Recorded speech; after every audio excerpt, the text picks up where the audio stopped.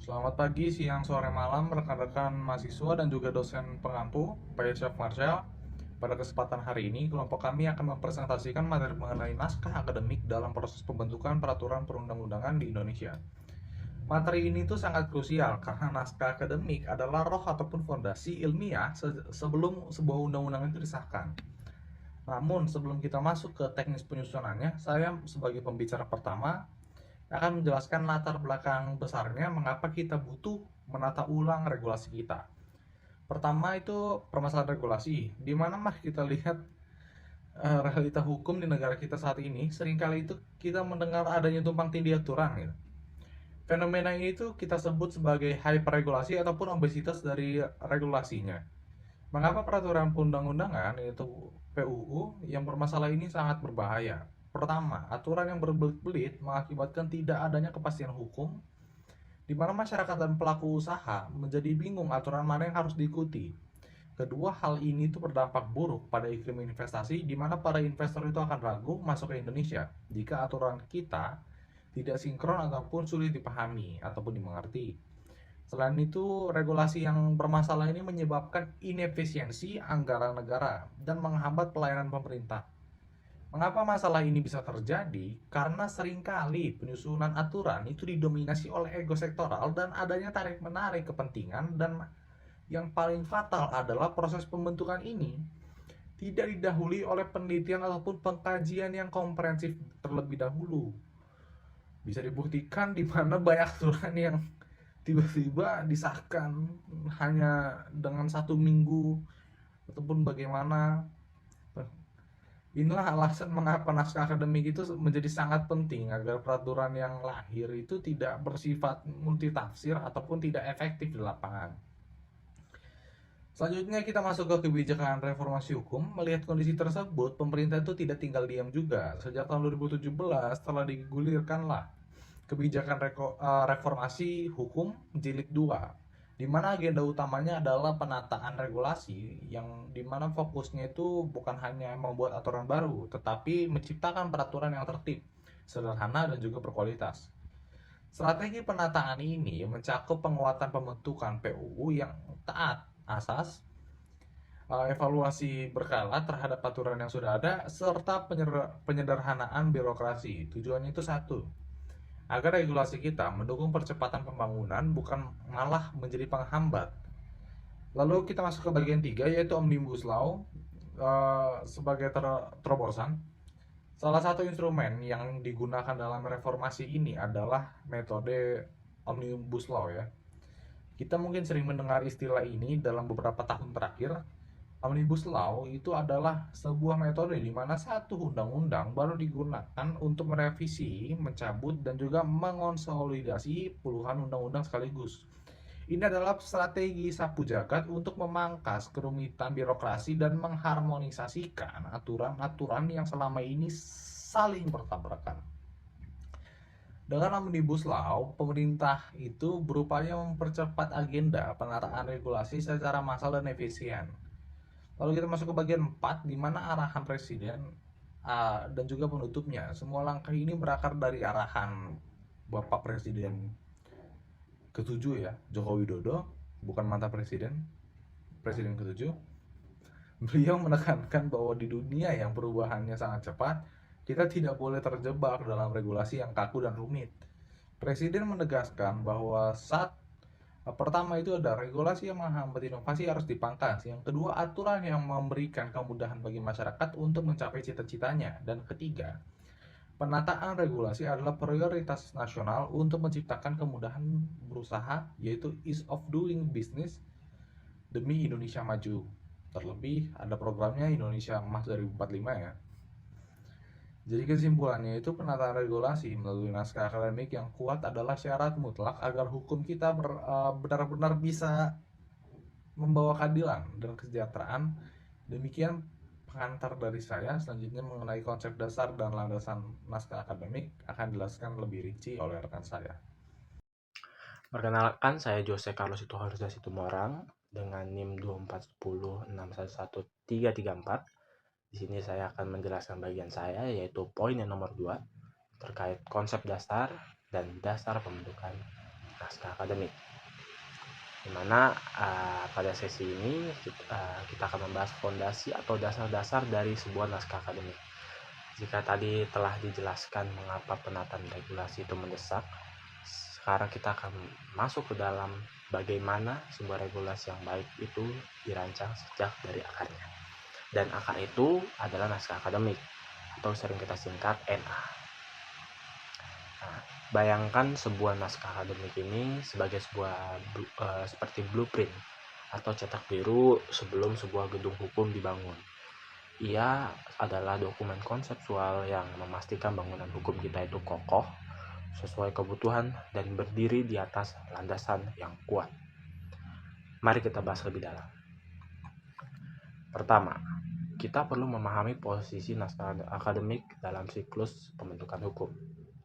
Naskah akademik bukanlah dokumen opsional, melainkan suatu keharusan dalam tahap perencanaan. Proses pembentukan sebuah undang-undang dimulai dari perencanaan, lalu penyusunan, pembahasan, pengesahan, dan terakhir adalah pengundangan. Nah, naskah akademik ini adalah produk utama dari tahap perencanaan. Pada tahap inilah ide atau gagasan untuk mengubah suatu undang-undang harus diuji kelayakannya secara akademis. Pertanyaannya, apakah rancangan undang-undang ini memang dibutuhkan dan secara keilmuan dapat dipertanggungjawabkan? Jawabannya ada di dalam naskah akademik.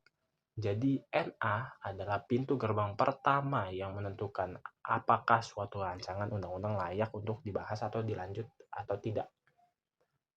Nah, agar sebuah peraturan benar-benar hidup dan efektif, ia harus dibangun di atas 3 pilar landasan utama.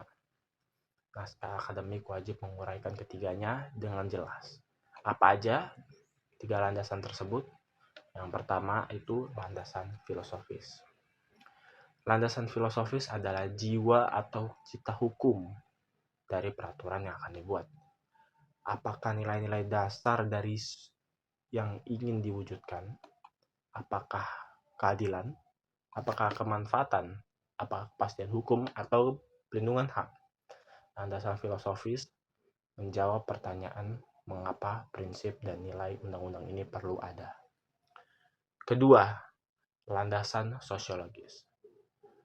Ini adalah realitas yang ada di masyarakat. Sebuah hukum tidak boleh melayang dan diawang-awang. Naskah akademik harus menganalisis kondisi sosial, ekonomi, budaya, dan kebutuhan nyata masyarakat. Apakah ada masalah konkret yang membutuhkan solusi hukum? Apakah masyarakat sudah siap dengan perubahan ini? Landasan ini memastikan hukum itu relevan dan dapat diaplikasikan dengan baik. Lalu yang ketiga, yaitu landasan yuridis. Ini adalah dasar hukum atau kepastian hukum formilnya. Peraturan baru tidak boleh bertentangan dengan peraturan yang lebih tinggi, seperti hierarki undang-undang sebagaimana adanya. Ia juga harus menyebut dengan tepat peraturan-peraturan sebelumnya yang akan dicabut, diubah, dan ditambahi. Landasan yuridis inilah yang memberikan legal standing dan menjamin konsistensi dalam sistem hukum kita. Naskah akademik yang kuat adalah yang mampu merajut ketiga benang landasan ini menjadi satu kesatuan yang padu. Lalu mengapa naskah akademik ini penting? Ia bukan sekedar formalitas administrasi. Naskah akademik berfungsi sebagai bahan baku berkualitas tinggi untuk perancangan undang-undang. Dengan NA yang komprehensif, produk hukum yang dihasilkan akan memiliki beberapa karakter penting. Nah, apa aja itu karakter pentingnya? Yaitu 1. Yang pertama itu adalah aplikatif, di mana karena berdasarkan analisis yang sosiologis atau aturan yang dibuat akan mudah diterapkan dan menyentuh akar masalah. Dan yang kedua, itu futuristik. Karena melalui kajian yang mendalam, ia dapat mengantisipasi perkembangan di masa depan. Bukan hanya mengatasi masalah hari ini, dan Yang ketiga, yaitu minim konflik. Karena telah mengkaji landasan yuridis, potensi tumpang tindih, dan kontradiksi dengan peraturan yang lain dapat diminimalisir sejak dini. Singkatnya, kualitas naskah akademik akan sangat menentukan kualitas undang-undang yang akan dihasilkan. Investasi waktu dan pemikiran di tahap perencanaan ini akan menghemat banyak sekali energi dan biaya di tahap evaluasi dan judicial review nantinya. Nah, semua proses ini tentu memiliki landasan hukum yang jelas. Payung hukum utama untuk penyusunan naskah akademik adalah Undang-Undang Nomor 12 Tahun 2011 tentang pembentukan peraturan perundang-undangan beserta peraturan pelaksanaannya, seperti peraturan presiden dan peraturan kepala BPHN. Dalam aturan ini dijelaskan bahwa yang berwenang menyusun naskah akademik adalah prakarsa RUU. Siapa aja prakarshanya? Bisa pemerintah yang dikoordinasi oleh Kementerian Hukum dan HAM bersama dengan kementerian atau lembaga terkait.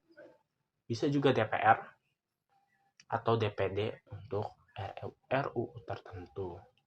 Nah, penyusunan ini juga harus melibatkan berbagai pemangku kepentingan, termasuk akademisi, praktisi, dan tentu juga masyarakat melalui mekanisme partisipasi publik. Ini untuk memastikan bahwa kajian akademik ini menghasilkan benar-benar yang dihasilkan itu benar-benar komprehensif dan representatif. Nah, jadi kita dapat simpulkan bahwa naskah akademik adalah jantung daripada perencanaan hukum itu sendiri. Ia adalah dokumen ilmiah yang menjadi jembatan antara cita-cita hukum, realitas sosial, dan kepastian hukum formal. Memahami konsep dasar dan landasan pembentukannya adalah langkah pertama untuk memastikan bahwa setiap upaya penataan regulasi kita, seperti melalui Omnibus Law, berjalan di atas rel yang tepat, yaitu kajian yang mendalam dan bertanggung jawab. Oke, jadi setelah pada bagian sebelumnya dijelaskan mengenai urgensi penataan regulasi sebagai respon terhadap permasalahan regulasi, timbang tindih peraturan perundang-undangan, serta ketidakpastian hukum, dan dilanjutkan dengan pembahasan mengenai konsep dasar serta landasan filosofis, sosiologis, dan yuridis dalam pembentukan naskah akademik, maka pada bagian ini pembahasan akan diarahkan pada aspek yang lebih teknis dan aplikatif. Jadi pada bagian ini menjadi penting karena naskah akademik itu tidak hanya berfungsi sebagai dokumen pelengkap dalam pembentukan undang-undang, melainkan sebagai fondasi ilmiah utama yang menentukan arah, substansi, serta kualitas dari peraturan perundang-undangan yang akan dibentuk. Nah, oleh sebab itu, fokus pembahasan pada poin ini itu meliputi tujuan dan kegunaan naskah akademik serta metode penyusunannya, supaya nanti naskah tersebut mampu menjawab kebutuhan hukum masyarakat secara efektif dan berkelanjutan. Nah, jadi pada poin A itu kita masuk ke dalam tujuan dan kegunaan naskah akademik. Nah, secara normatif dan konseptual, tujuan utama penyusunan naskah akademik adalah untuk menyediakan kerangka pemikiran ilmiah dalam pembentukan peraturan perundang-undangan. Nah, hal ini dimaksudkan agar suatu undang-undang itu tidak lahir, tidak tercipta secara tergesa-gesa, reaktif, ataupun semata-mata didorong oleh kepentingan politik jangka pendek. Nah, jadi tujuan pertama dari naskah akademik ini adalah mengidentifikasi dan merumuskan permasalahan hukum secara objektif dan sistematis. Nah, dalam konteks ini tuh, naskah akademik berperan untuk menjelaskan kondisi hukum yang berlaku saat ini, termasuk kelemahan, kekosongan, maupun ketidakefektifan pengaturan yang sudah ada. Nah, dengan demikian, pembentukan undang-undang didasarkan pada kebutuhan yang nyata, bukan sekedar asumsi. Nah, tujuan kedua adalah menentukan arah dan sasaran pengaturan. Jadi, melalui naskah akademik, pembentukan undang-undang dapat menetapkan tujuan yang hendak dicapai, ruang lingkup pengaturan, serta subjek hukum yang akan diatur. Nah, penentuan ini tuh penting untuk menghindari peralatan norma berlebihan dan memastikan bahwa undang-undang itu memiliki fokus pengaturan yang jelas. Nah, tujuan yang ketiga adalah memberikan justifikasi ilmiah terhadap pilihan kebijakan hukum. Jadi, naskah akademik itu memuat analisis filosofis, yuridis, yang menjadi dasar rasional atas norma-norma yang akan dirumuskan. Nah, dengan adanya justifikasi ini, kebijakan hukum yang diambil itu tidak hanya sah secara formal saja, tetapi juga dapat dipertanggungjawabkan secara akademik dan moral. Nah, dari segi kegunaan, naskah akademik ini memiliki peran strategis bagi berbagai pihak. Bagi pembentuk undang-undang, naskah akademik ini berfungsi sebagai pedoman konseptual dalam penyusunan materi muatan undang-undang. Jadi bagi perancang peraturan perundang-undangan, naskah akademik ini menjadi rujukan utama dalam merumuskan norma hukum agar selaras dengan tujuan pengaturan.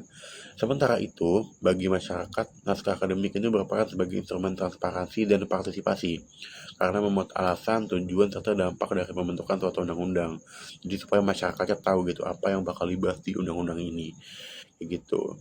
Nah, sebagai ilustrasi dalam penyusunan rancangan undang-undang minyak dan gas bumi, naskah akademik ini tuh digunakan untuk menganalisis nih berbagai persoalan seperti penguasaan sumber daya alam, peran negara dalam sektor energi, kepentingannya dalam investasi, serta perlindungan kepentingan publik. Nah, melalui analisis ini, naskah akademik itu ngebantu buat menentukan arah kebijakan hukum yang seimbang antara kepentingan negara, pelaku usaha, dan masyarakat. Nah, kita masuk ke poin B, yaitu metode penyusunan naskah akademik. Nah, untuk mencapai tujuan dan kegunaan tersebut, penyusunan naskah akademik itu harus dilakukan dengan metode penelitian yang sistematis, terstruktur, dan dapat dipertanggungjawabkan secara ilmiah. Nah, metode ini tuh mencakup teknik pengumpulan data serta instrumen analisis yang digunakan. Nah, metode pertama adalah studi kepustakaan atau studi literatur. Metode ini tuh dilakukan dengan menelaah peraturan perundang-undangan yang berlaku, doktrin para ahli, jurnal ilmiah, hasil penelitian terdahulu, serta putusan pengadilan yang relevan. Nah, melalui studi kepustakaan, penyusunan naskah akademik itu dapat memahami perkembangan hukum, mengidentifikasi permasalahan normatif, serta menilai efektivitas peraturan yang udah ada gitu. Nah, metode kedua adalah focus group discussion atau FGD, serta diskusi panel. Nah, metode ini itu memiliki tujuan untuk menghimpun pandangan dari berbagai pemangku kepentingan, kayak dari akademisi, praktisi hukum, aparat penegak hukum, pelaku usaha, dan perwakilan masyarakat. FGD ini memungkinkan terjadinya dialog dan pertukaran gagasan, pertukaran pikiran secara mendalam, supaya penyusunan naskah akademik ini punya gambaran yang lebih komprehensif, gambaran yang lebih matang, lebih dalam mengenai permasalahan hukum yang bakal dihadapi gitu. Nah, metode ketiga adalah wawancara dan seminar. Nah, wawancara ini dilakukan dengan narasumber yang punya kompetensi atau pengalaman khusus, pengalaman yang mendalam terkait materi yang akan diatur dan materi yang akan dibawakan lah, seperti itu. Nah, sementara itu, seminar itu berfungsi sebagai forum akademik untuk menguji dan mencempurnakan konsep yang telah dirumuskan dalam naskah akademik. Nah, metode ini tuh penting untuk memastikan bahwa solusi hukum yang diutarakan itu bersifat realistis dan dapat diterapkan.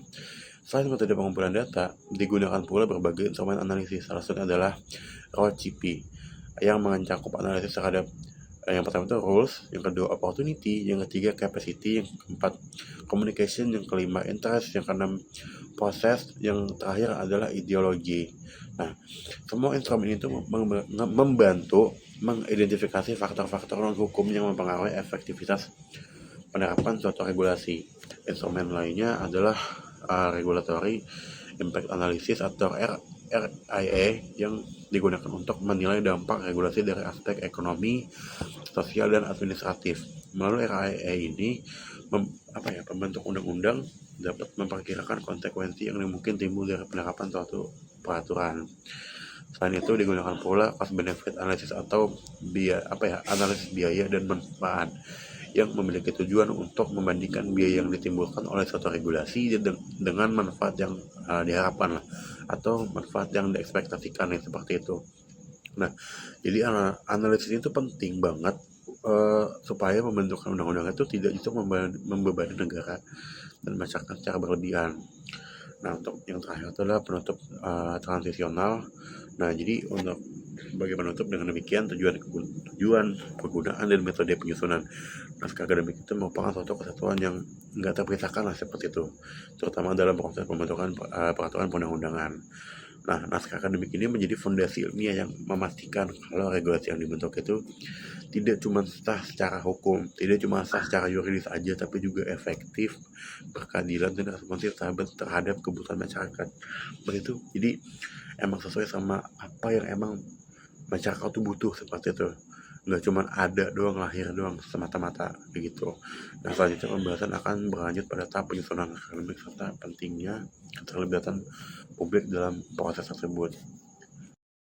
Dalam sistem pembentukan peraturan perundang-undangan di Indonesia, naskah akademik atau yang sering disebut NA merupakan instrumen yang sangat penting. Naskah akademik berfungsi sebagai dasar ilmiah dan rasional dalam merumuskan suatu kebijakan hukum. Melalui naskah akademik, pembentuk undang-undang dapat memahami latar belakang tujuan serta dampak dari peraturan yang akan dibentuk. Oleh karena itu, penyusunan NA harus dilakukan secara sistematis, objektif, dan melibatkan berbagai pihak. Proses penyusunan naskah akademik tidak dilakukan secara sembarangan, melainkan melalui beberapa tahapan kerja yang saling berkaitan. Secara umum, terdapat 5 tahap utama dalam penyusunan naskah akademik yang akan kita bahas satu persatu. Tahap pertama yang akan kita bahas adalah pengumpulan data. Tahap pertama adalah pengumpulan data. Pada tahap ini tuh tim penyusun mengumpulkan seluruh informasi yang relevan sebagai bahan dasar penyusun naskah akademik. Pengumpulan data meliputi data hukum, normatif, seperti peraturan perundang-undangan yang berlaku, putusan pengadilan, serta pendapat para ahli hukum. Selain itu juga dikumpulkan data empiris berupa kondisi faktual yang terjadi di masyarakat, termasuk permasalahan sosial, ekonomi, dan budaya yang berkaitan dengan materi yang akan diatur. Yang kedua, identifikasi permasalahan. Setelah data terkumpul, tahap selanjutnya ada identifikasi permasalahan. Pada tahap ini, tim penyusun merumuskan persoalan utama yang menjadi alasan dibentuknya suatu peraturan.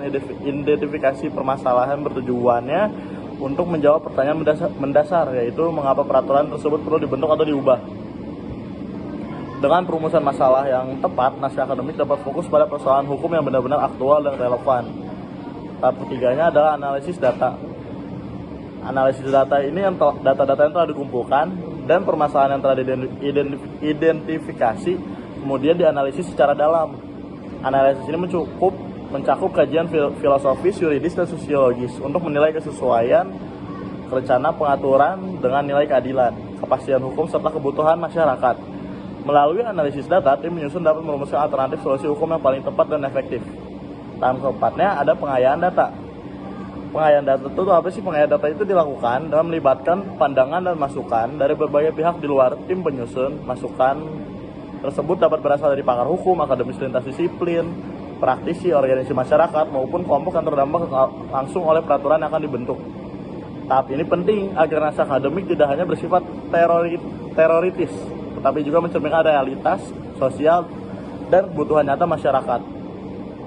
Tahap kelimanya, pemantapan konsep. Ini tuh adalah tahap terakhir, pemantapan konsep atau finalisasi. Pada tahap ini seluruh hasil kajian, analisis, dan masukan yang diperoleh disusun secara sistematis dan terstruktur menjadi satu dokumen naskah akademik yang utuh. Pemantapan konsep bertujuan untuk memastikan bahwa naskah akademik memiliki alur pemikiran yang jelas, argumentasi yang kuat, serta konsistensi antar bagian. Hasil akhir dari tahap ini adalah naskah akademik yang siap digunakan sebagai dasar penyusunan rancangan peraturan perundang-undangan. Ya, dari penyusunan naskah akademik itu ada timnya. Penyusunan naskah akademik dilakukan oleh tim penyusun yang terdiri dari berbagai unsur. Akademisi berperan memberikan landasan teori dan kerangka konseptual. Praktisi hukum berkontribusi dengan pengalaman penerapan hukum di lapangan. Peneliti menyediakan data empiris dan kajian ilmiah. Sementara itu, perancang peraturan perundang-undangan memastikan bahwa substansi yang dirumuskan sesuai dengan teknik legislasi dan sistem hukum nasional. Ya, partisipasi publik. Selain peran tim penyusun, partisipasi publik merupakan elemen penting dalam penyusunan naskah akademik. Partisipasi publik diwujudkan melalui diskusi publik, konsultasi publik, dan forum dengar pendapat. Melalui partisipasi ini, masyarakat memiliki kesempatan untuk menyampaikan aspirasi, kritik, serta masukan terhadap rencana pengaturan yang akan dibuat. Keterlibatan publik mencerminkan prinsip transparansi, akuntabilitas, dan demokrasi dalam pembentukan peraturan perundang-undangan.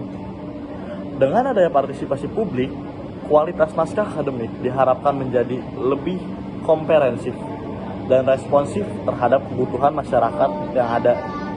Penutupnya, mungkin dengan tahapan penyusunan yang sistematis, dukungan tim penyusun yang kompeten, serta partisipasi publik yang aktif, naskah akademik diharapkan mampu menjadi landasan yang kuat dalam pembentukan peraturan perundang-undangan yang berkualitas. Demikian penjelasan mengenai tahapan penyusunan dan keterlibatan publik dalam naskah akademik. Terima kasih.